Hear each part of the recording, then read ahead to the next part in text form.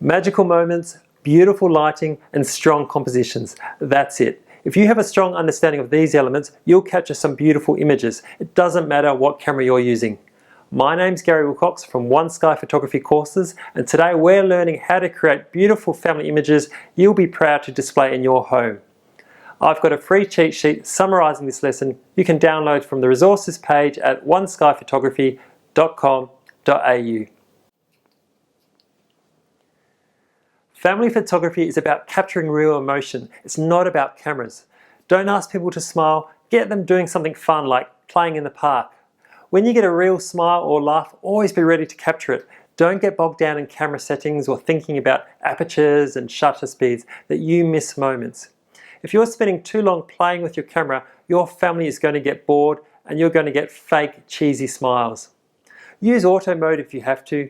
P mode's a great mode for beginners to use. It's fully automatic, just point and shoot, but you have more options than the auto mode. When you get faster, you can start using the other modes.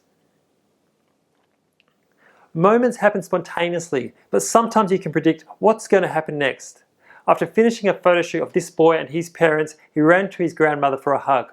Although the grandmother wasn't planning on being part of the shoot, I had my camera ready for this beautiful moment. You don't want your subject squinting in the midday sun or having half their face in shadow. You need to find soft directional light. Overcast days are great because the clouds soften and diffuse the sun, meaning no harsh shadows. If it's a sunny day, find some shade under a tree or door frame. This image was taken under a veranda at midday. Usually, when it's time for the family portrait, you get everyone standing together, almost like a police lineup. Having everyone's head in a level row is not that exciting. If you get everyone sitting and then stagger everyone's head position, you're going to get a much more interesting image. If you are going to get them to stand, get them moving, perhaps walking or running towards the camera. It often results in a lot of candid laughs and much more dynamic images. If your photos aren't good enough, then you're not close enough. That's what famous photojournalist Robert Capa once said.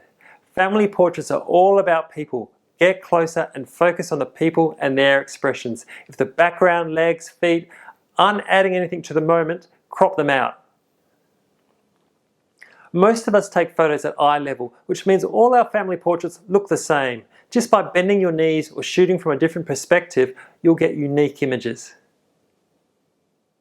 If you're not sure how to place all the family members, a good starting point is to make a triangle or pyramid with the tallest person in the middle.